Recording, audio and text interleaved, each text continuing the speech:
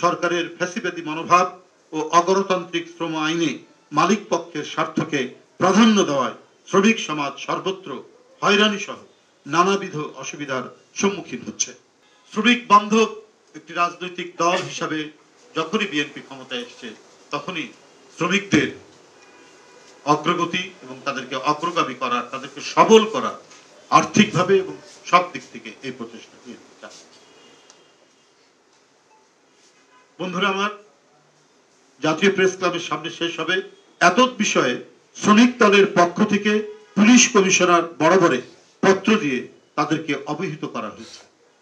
প্রিয় সাংবাদিক বন্ধুগণ, বাংলাদেশ বিবিএস এর হিসাব অনুযায়ী 12 কোটি ভোটারের মধ্যে 7 কোটি 35 লাখ শ্রমিক। আমি যে কথাটি কিছুক্ষণ আগে বললাম যে এই নিম্ন আয়ের মানুষরাই তো শ্রমিক, এরাই হচ্ছে জনগণের বৃহত্তম সংখ্যাগরিষ্ঠ অংশ।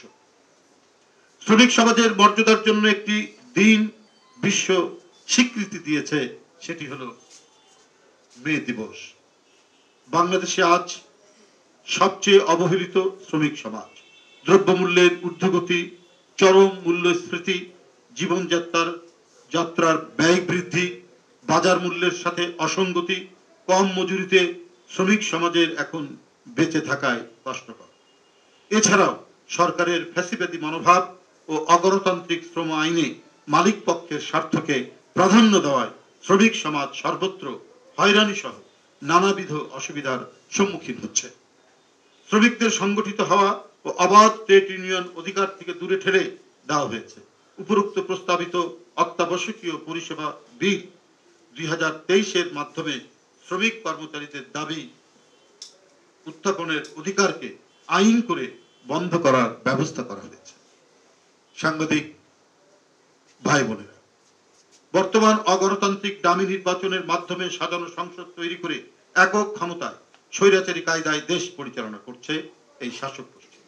28 অক্টোবর আন্দোলনের সময় কারাবন্দী শ্রমিক দল নেতা ফজলুর রহমান কাজলের হাতে হ্যান্ডকাপ, পায়ে ডান্ডা বেরি পরা অবস্থায় হাসপাতালের বারান্দার ফ্লোরে বিনা চিকিৎসায় হত্যা, মজুরি বৃদ্ধির আন্দোলনে 4 জন গার্মেন্টস শ্রমিক আঞ্জুয়ারা খাতুন, রাসেল হাওলাদার, জালাল উদ্দিন ও মোহাম্মদ ইমরানকে আওয়ামী সন্ত্রাসী ও পুলিশ গুলি করে হত্যা করেছে। চাল, ডাল, তেল সহ নিত্য পণ্যের ঊর্ধ্বগতিতে শ্রমজীবী মানুষের জীবন আজ ওষ্ঠাগত। সরকারের গ্যাস, বিদ্যুতের দাম বৃদ্ধির ফলে এর প্রভাব শুধু সাধারণ জনগণের উপরেই নয়, উৎপাদন খাত, শিল্প কলকারখানাগুলোতেও পড়েছে।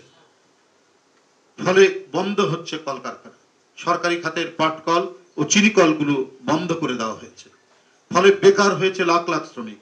মানবেতর পরিস্থিতিতে শ্রমিকদের পরিবার টাকার অভাবে তাদের সন্তানদের লেখাপড়া বন্ধ হচ্ছে ক্রমাগতভাবে। অন্যদিকে সরকারি দপ্তরগুলোতে নিয়মিত পদ বিলুপ্ত করে আউটসোর্সিং নিয়োগ দেওয়া হচ্ছে। ফলে শ্রমের ক্ষেত্রগুলো ক্রমেই সংকুচিত হচ্ছে। তৈরি হচ্ছে শিক্ষিত লাখ লাখ বেকার।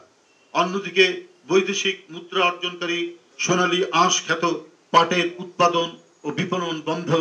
বাংলাদেশের মানুষের খাদ্য তালিকার অন্যতম উপাদান আমাদের দেশে তৈরি স্বাস্থ্যসম্মত চিনির পরিবর্তে কেমিক্যাল যুক্ত বিদেশি চিনির উপর বিদেশ নির্ভরতা বৃদ্ধি পাচ্ছে। দেশ হারাচ্ছে শ্রমজীবী মানুষের কষ্টার্জিত বৈদেশিক মুদ্রা।